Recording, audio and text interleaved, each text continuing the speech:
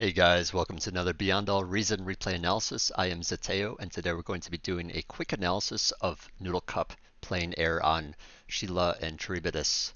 Let's get into it. So airplay has a lot to do with scouting and gathering some information so that you can make the correct move. Whether it be bombing or doing more eco or just putting up more fighters or shurikens or whatnot. So we'll take a look at how you do these things, and yeah. Here I would suggest grabbing this a little sooner. That's kind of regardless of which position you play. But just having a little bit more metal income helps a lot with anything that you do. Whether you're playing air or tech or frontline. Having 3 mexes sooner is great. Speed up a little bit. Alright, Air Lab starts. Alternatively, you could try and do a bot lab to get out a couple of ground constructors to just kind of assist with building your economy up a bit faster.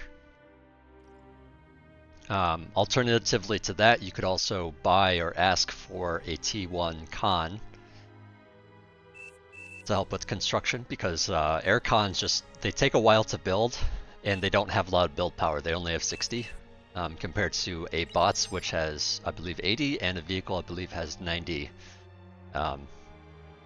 So having some more build power that's mobile can help with the energy construction a bit. Also on this map there is 2 geos here, so I'll be looking at when and if you get those.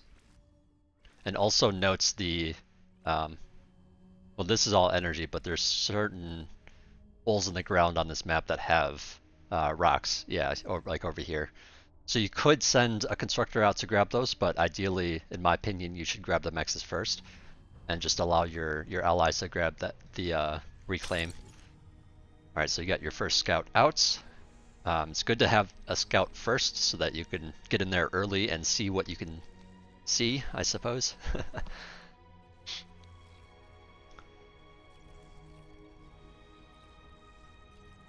Oh, unfortunately, he's just gonna chill here.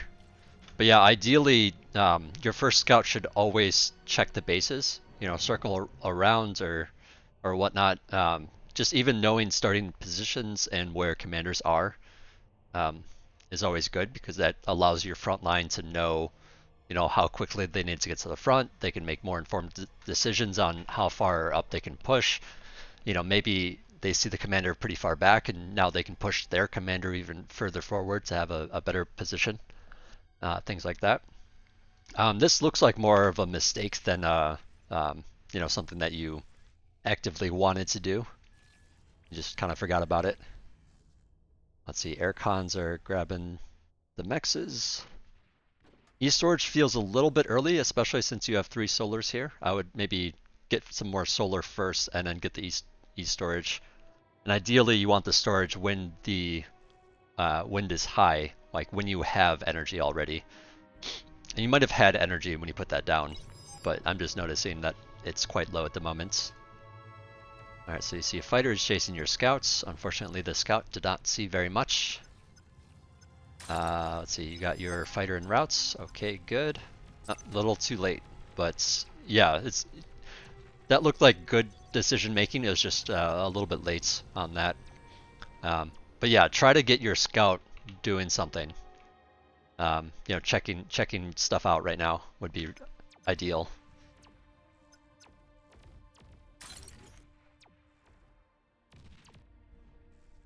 The air lab is idle at the moment, and I will point out that it's okay to have an idle air lab once in a while.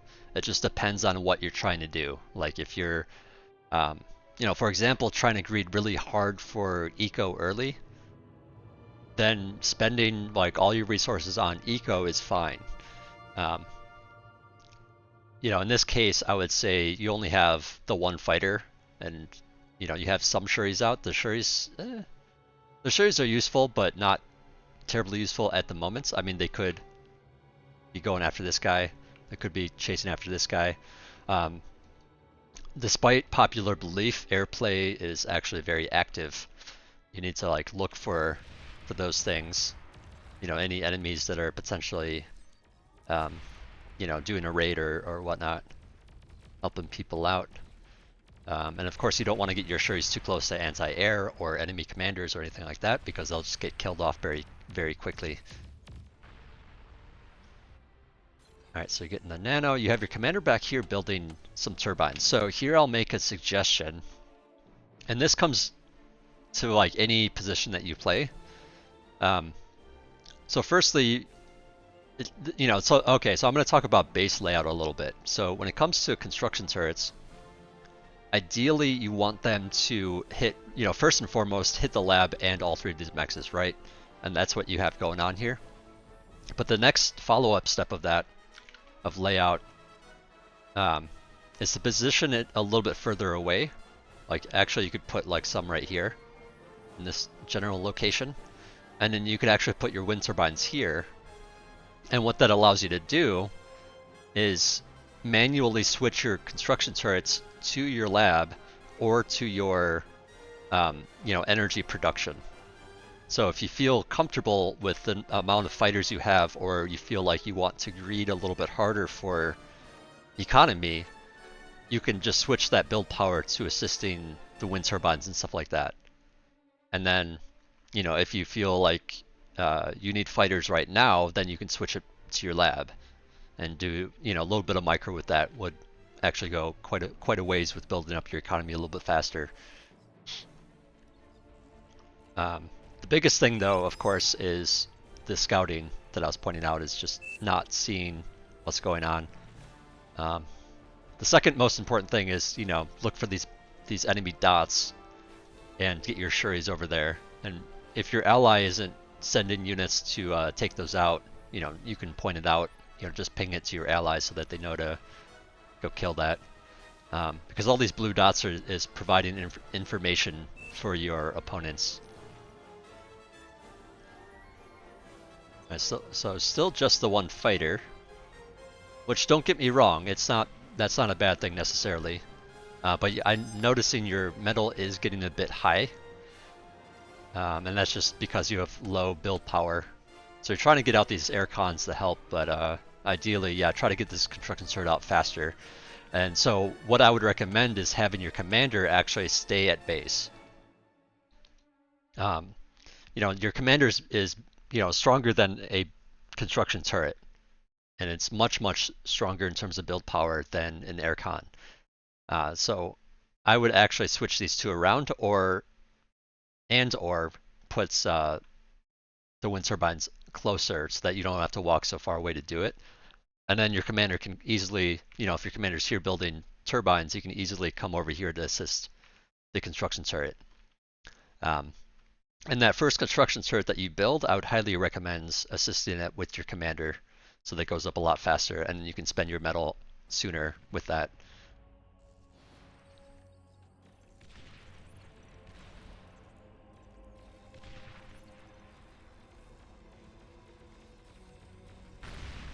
So I'm not sure if you guys planned ahead or not, but usually you want to talk about like who's going T2, or fast tech, I should say, on a map like this.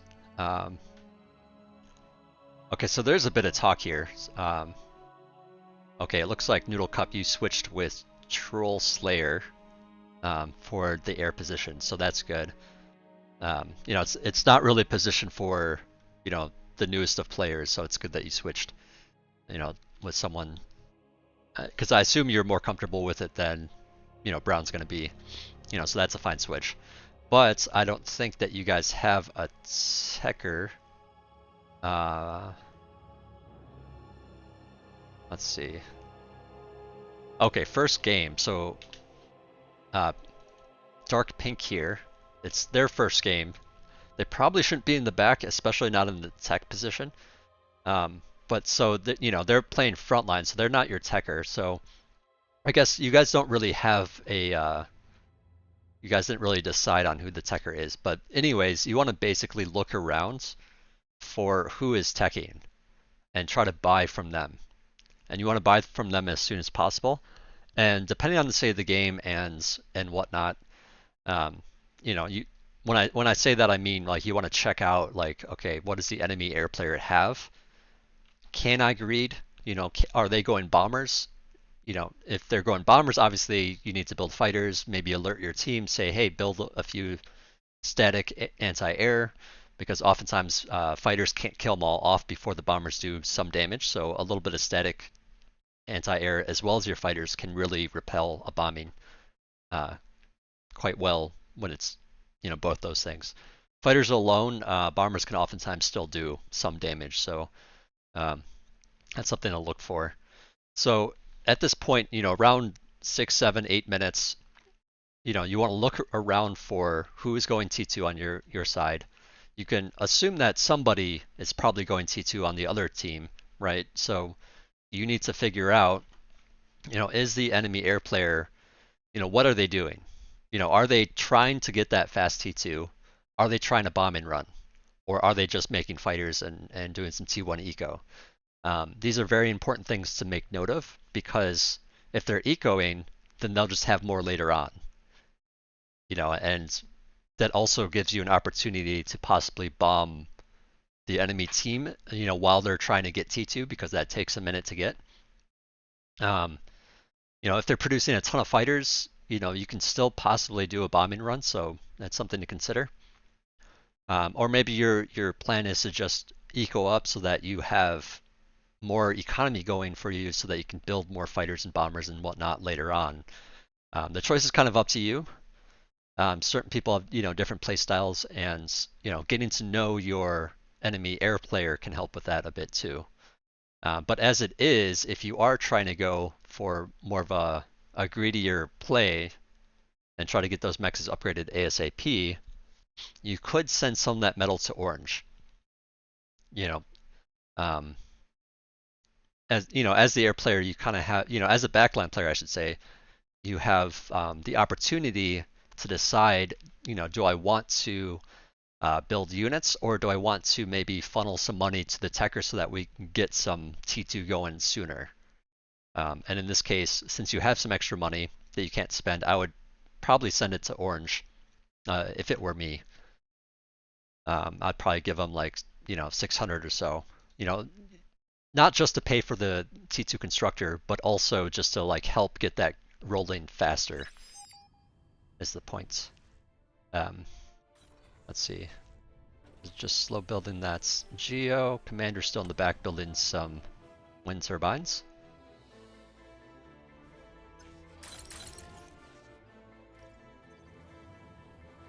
Yeah, I wouldn't mind seeing the wind turbines around here or something like that. Later on you can put some like T2 energy stuff over here or advanced solars or whatever you feel like you need. So Commander's heading back now. Kind of have a face going on here.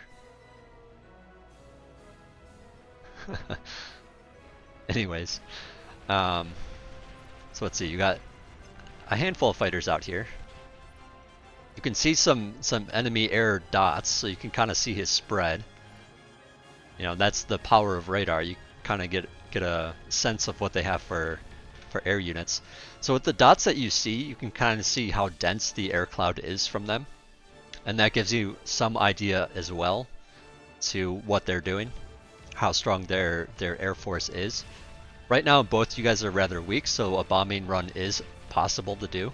And if you're going to do a bombing run, usually you want to time it out so that it hits right when they're trying to upgrade their economy. You know, and that means that their air is going to be weaker. If you wait too long, obviously they'll just have a lot more fighters because they have T2 going. Too early, and there won't be too many things to bomb, but also, you know, it's possible that they just have enough fighters out there to deny some stuff. But your team's in a nice forward position, and that kind of lends itself to a bombing run because that means the enemy radar is a little bit it's kind of pushed back out of the center, so that gives your bombers more opportunity to do stuff if that's your choice. Um, I will mention also just like the line of scrimmage is kind of like, it's kind of like this. There's a bit of poking area here where blue pokes out a bit. Um, and so you can expect radar and stuff in this area, right? So I wouldn't send bombers down this way unless you see that there's like no anti-air and maybe you can get some damage done on this stuff. Um, but if I were to, well, actually, why don't we let time roll a little bit, and because this would be a little bit early for a bombing run. I'd suggest doing it maybe around 9-10 minutes. It kind of depends on how fast people are. Not in a higher OS game, people will have T2 a little bit faster, so you'd want to be closer to like 9 minutes or maybe 8.5 minutes or so. But yeah, it depends on the map, depends on the situation. But yeah, getting a sense of what your opponents have in terms of units can help you understand, like, are they going tier 2 or not. Ah, the D-guns. Yeah, bit of metal floats. Yeah, so now I'd say you have a reasonable number of fighters out here. You don't necessarily know how many green fighters are out here. You could scout to get that information. Some good Shuri use right here.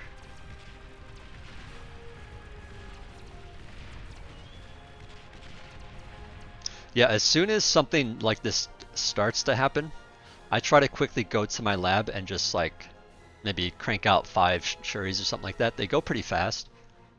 So you have enough fighters to be okay for now.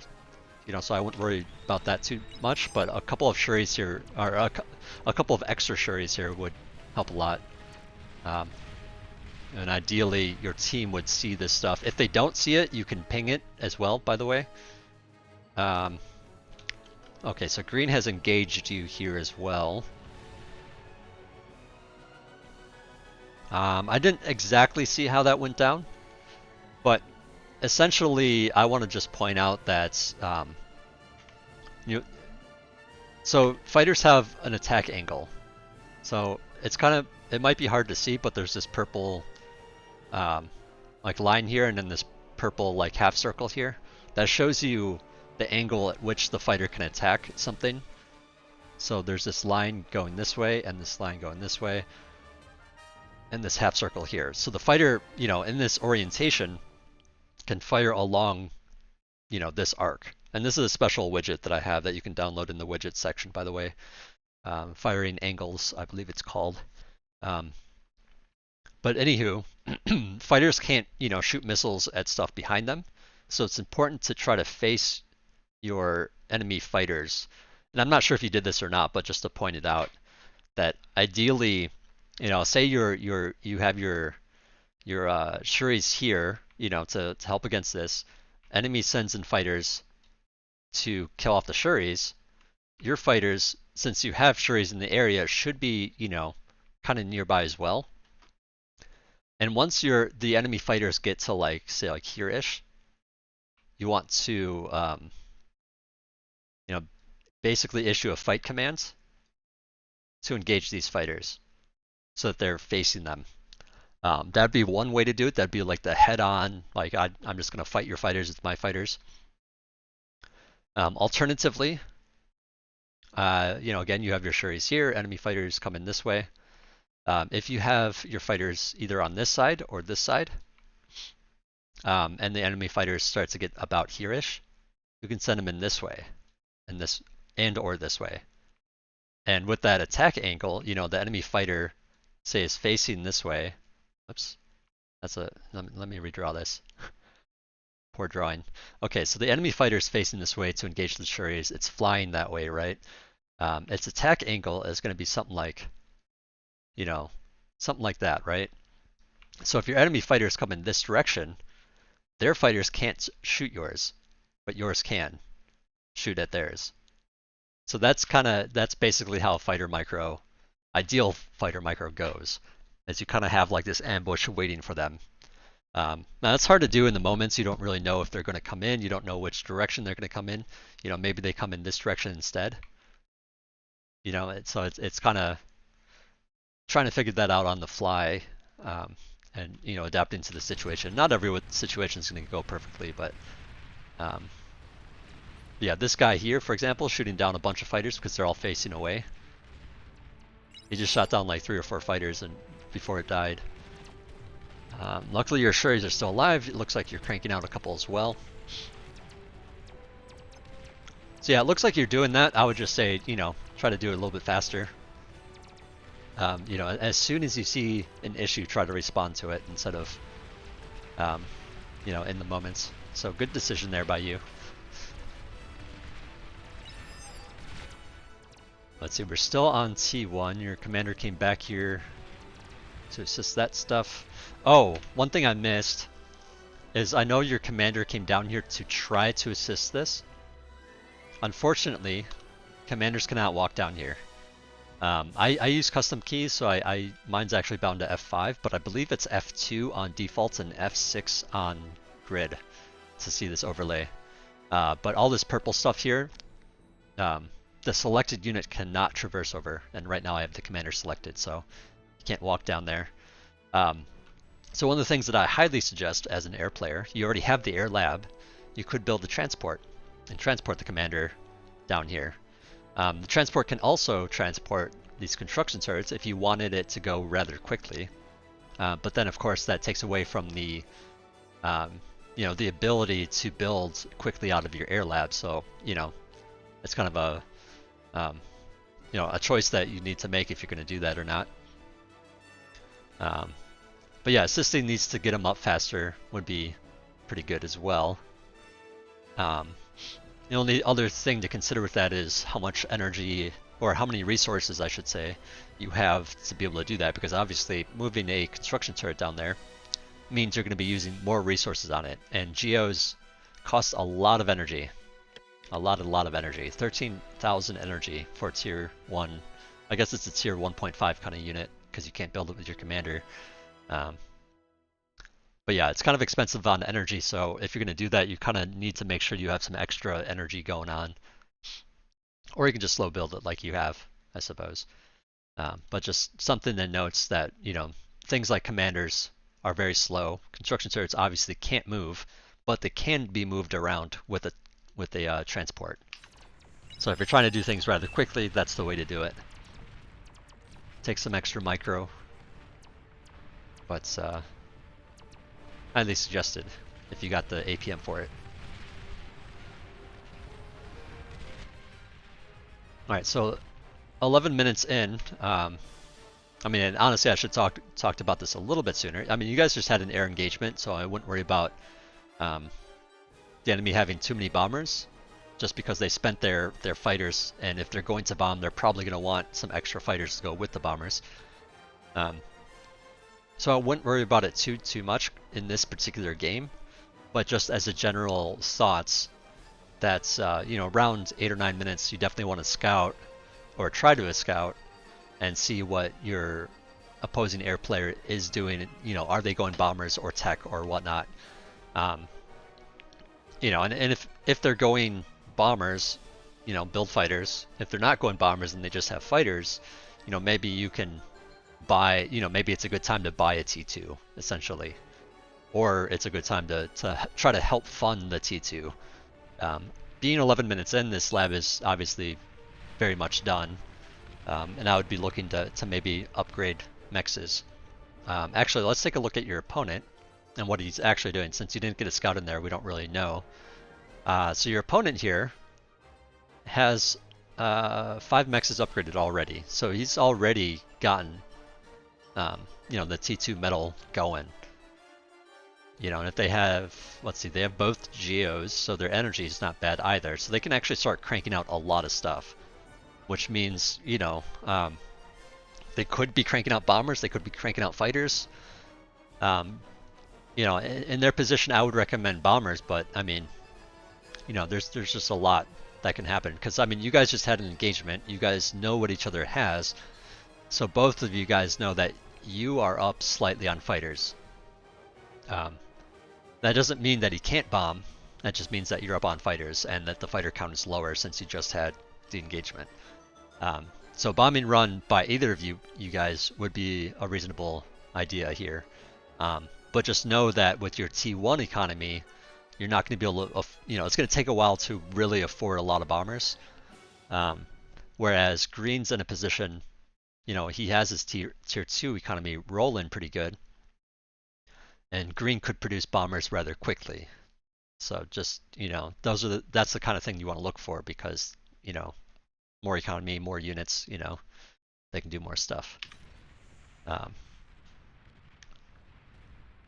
yeah, as it is, you're going to fall behinds on economy because you don't have that T2 constructor yet.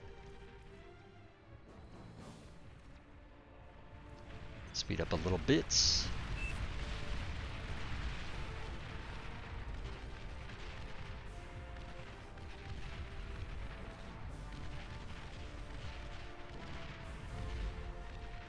You're sure he's getting a little close to that anti-air. Oof.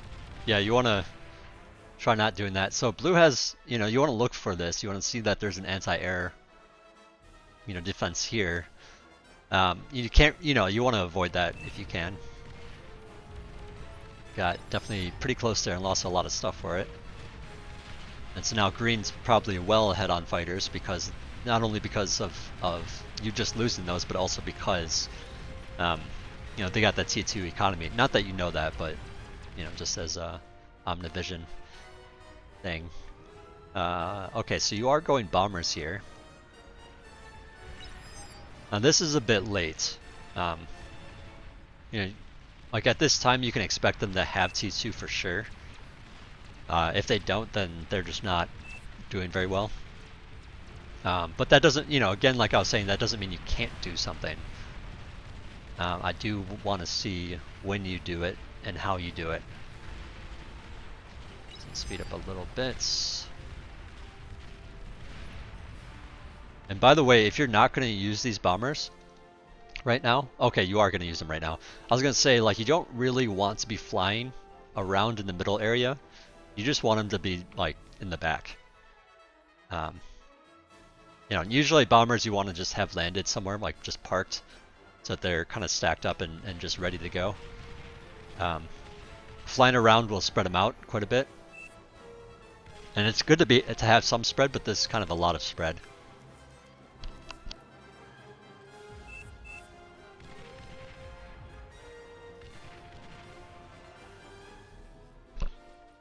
Alright, so you got your fighters with them.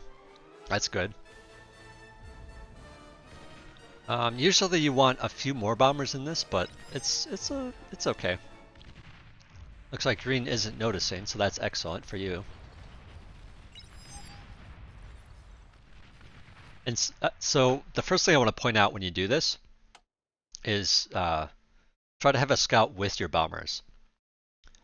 And if that gets a little bit weird with auto groups and just doesn't, or like maybe it's challenging to do that, like to have them all in the same group, you could just send a scout ahead of them. Just like as you're sending your bombers in, send the scout in at the same time, and the scout is faster, so it'll just go ahead of it. That'll just help you see what's actually here. So now you're seeing that there's a bunch of anti-air at the last minute, which is unfortunate, and your bombers just kind of get killed off here. Orange still gets some good damage in here, so that's nice. Not sure why this person went air, but they did.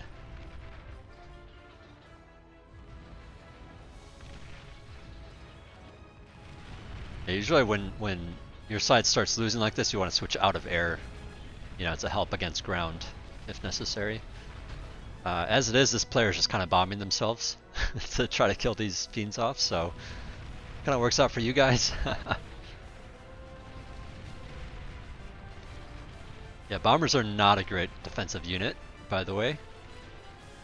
A lot of self damage there. That player's probably getting the Trader Award. Okay, so you decide to get a T2 lab yourself. I would highly suggest buying the T2 instead. And at this point, this white player or this tan player already has a T2 lab as well, so you could buy it from them. Because this is just going to cost a lot. And by the time you get this up, like, you could have potentially already had your mexes upgraded if you just bought it a little bit sooner with that money.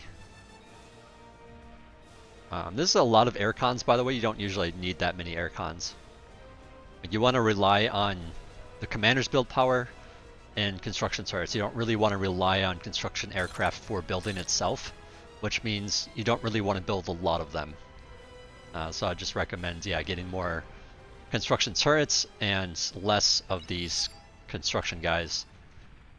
That's more of a later game thing if you want build power. You know, like if you want a lot of build power working on something, and you don't really have the space to get construction turrets, then air cons are okay. But early on, it's not great.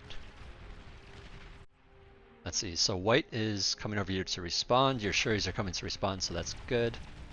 Unfortunately, not much radar in the area. But you have your fighters nearby, so that's great. Okay, so you're getting your tier 2 fighters out. You have your aircon out. You know, anytime that you get a tier 2 constructor for the first time, you want to definitely prioritize the mexes unless there's something big going on. And arguably, you know, you could be reacting to this push here, right? But you know, white's on the case as well, and so I wouldn't worry about it too much. Let's see. And yeah, fighters is going to stop that anyway, so you don't really need to prioritize that.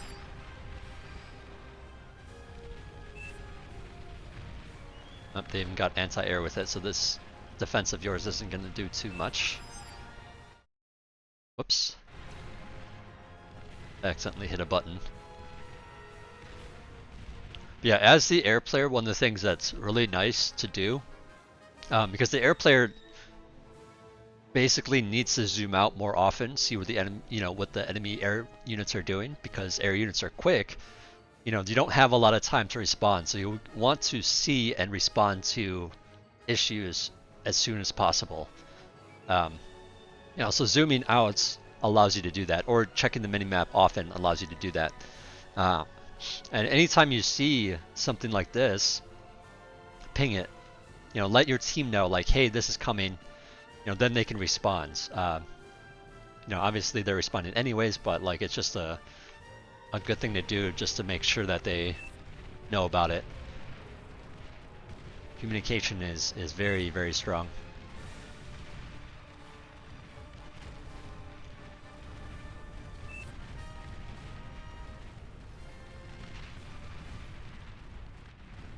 So here, Shuris or Wasps, yeah. Good choice.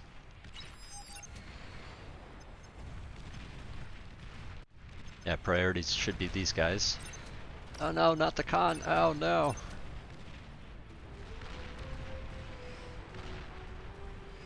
Yeah, not a ton of damage, but like that con is kind of a big deal because now they have to buy another one, and it's, you know, it's kind of expensive.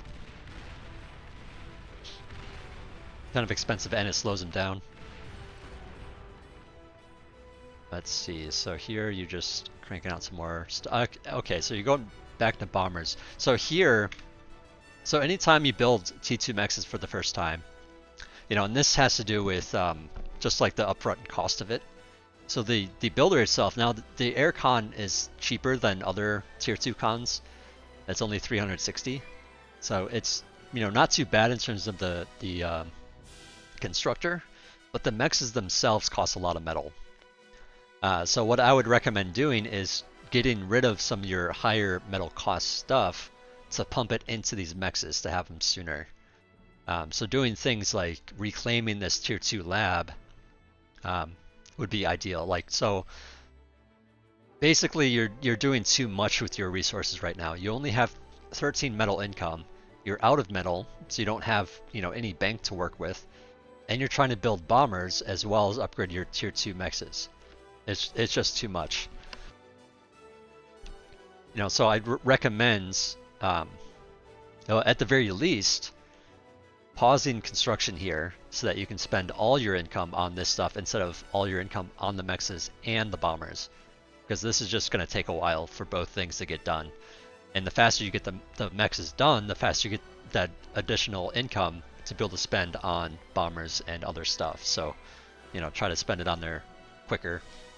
Now, if you decide to reclaim this lab to get metal from it, get a metal storage so that you have enough to reclaim it. Because, you know, right now you only have 1,500 storage, while the T2 lab is 3,200. So you'll just overflow a ton of it.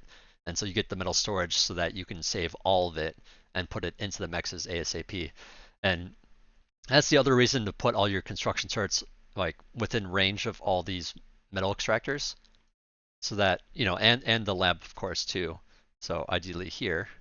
And that way, you know, you get rid of the lab and you put all the metal into the stuff quickly with all the extra build power. And then you just build the lab after you upgrade your mexes. Which is also why it's better to just buy the T2 outright so that you don't have to spend all that money and time on getting the lab. And you can just put it directly into the mexes. So a bit of rearranging there would go a long way.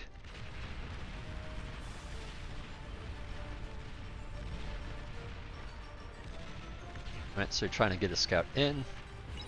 The left side's doing some nice damage. There is a big hole here, so that's something to worry about. For everybody on this side to worry about. And in fact, it's a situation where brown should actually be going over here to cover this gap here.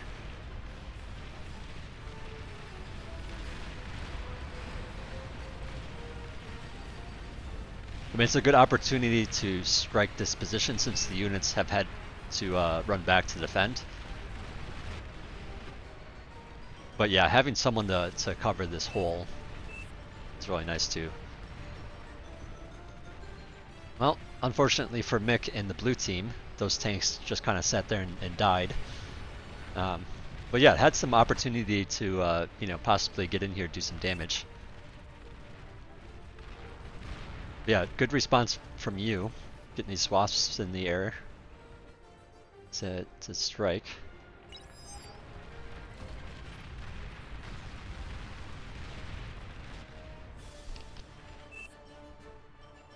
Let's see, so you got all these mexes upgraded. Where's your tier 2 guy? Okay, so you're grabbing this, which is good. You could be adding on some more build power. Oh, these guys are... So this is... Yeah. You're trying to reclaim a fighter that's now not over there. So all these build turrets are actually doing nothing at the moment. That's why your metal's rising, by the way. It does allow you to put more metal into this, though. So it's actually kind of okay, but yeah. So to avoid a mistake like that, you know, if you want to reclaim your fighters like you were, take them out of your auto group. You know, you do Alt and tilde together, and they'll take it out of an auto group. You know, that way when you try to maneuver your fighters, you're not selecting the guys that are trying to be reclaimed, because this is probably going to be rather unfortunate in that these con turrets are just going to sit here probably for a while until you realize.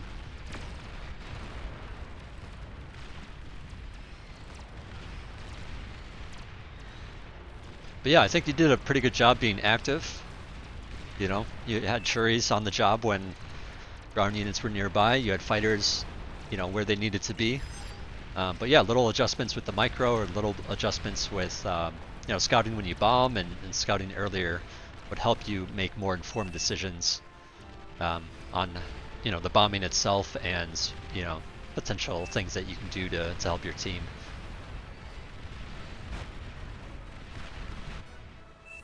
Oops, that's not your base. Okay, so now they're working on this, and now you could use more build power. Okay, you're helping with Red's advanced Geo. That's great as well.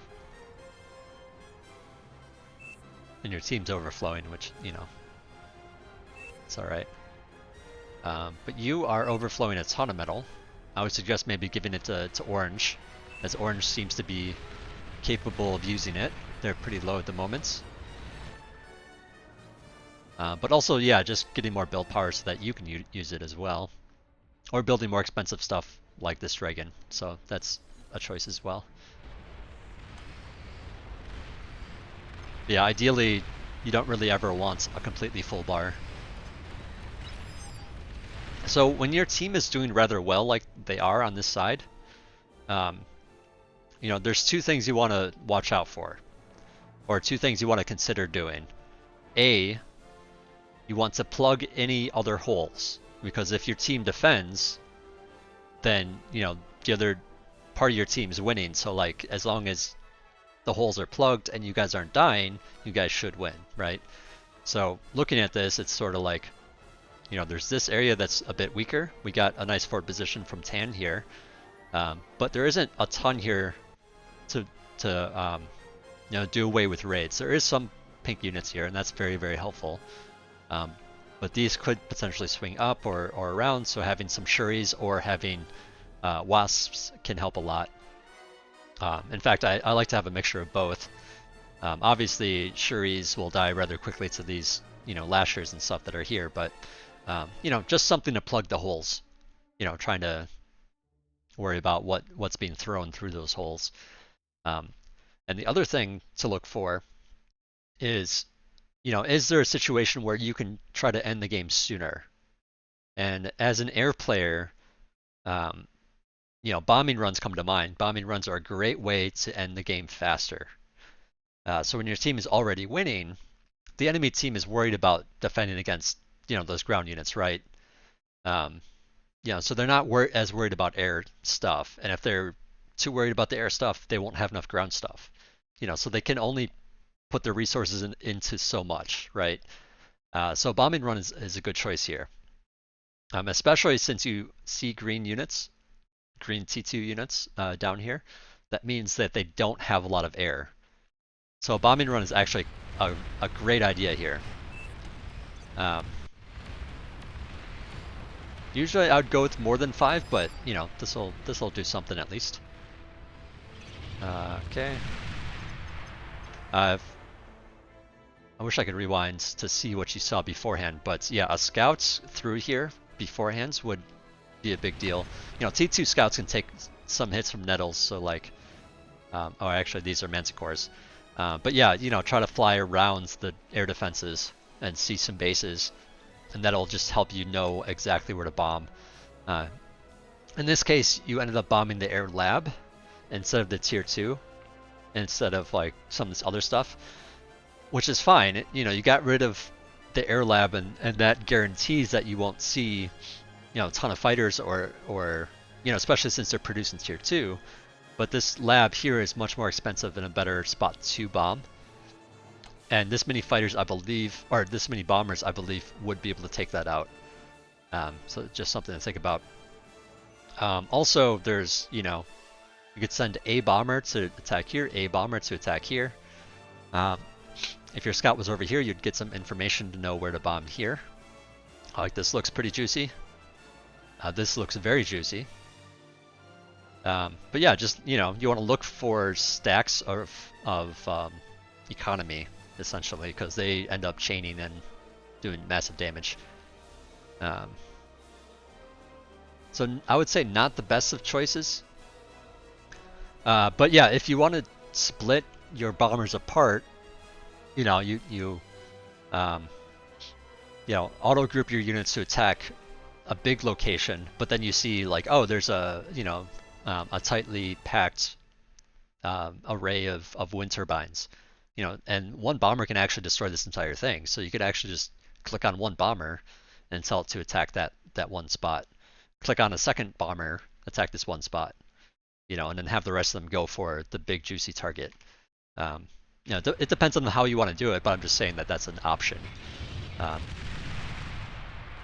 Yeah, you do some damage there. Yeah, you took out the anti-air, you're going for the commander. This is fine because there isn't anything to contest this. So it's fine that you're floating around here. But usually what you want to do, just to talk about bombing and you know, good practices, Um, so usually when you send your bombers in, let's say you're coming from this angle, and you've already scouted, so you know what information, or you know what buildings are out here, right? And you know your prime target. Say there was like a fusion in the middle of his base, and that's your prime target. Now, if it's far enough away, you can actually do like, actually, let me get rid of that arrow. So let's say that fusion is here. Say there's like a bunch of blue units here. What you could do is bomb this area, fly past it or through it instead of circling back, and then bomb the fusion. So essentially I'm saying is you could bomb stuff on the way. I'm not saying that this is necessarily the best spot to do that in, but just to give an idea of usually bombers want to run through after they bombed. So you drop your bombs and then you just move order them through it and then pick another target. There's also widgets, what's it called? It's like single attack priority or something like that. I don't know. I forget what it's called, but basically it allows you to have like a button that you hit that tells whatever you have selected, like, hey, when I issue an attack command, I want you to attack that once, or I want you to attack that once instead of multiple times. Very useful for things like bombers. Also useful for things like high damage artillery type stuff. If you want to say like, hey, I want you to attack this one turret, but I only want you to do it once because you kill it after that one hit. So now I want you to attack this other thing. You can just queue up stuff like that. In the case of bombers, it's useful in this kind of situation where you can, for example, say, hey, attack, you do like a line attack across here with that on, and then queue up an attack over here on this spot where the fusion is. And then they'll drop their bombs here, but then keep flying forward because they're only bombing it once and then moving forward. By default, of course, if you tell them to just bomb a spot, they'll just keep dropping bombs in that one spot repeatedly. So I thought I'd mention all that. Okay, so now you're moving on. Ideally, you'd already have information of this stuff. And yeah, usually you want to go for the fusion or the build power. I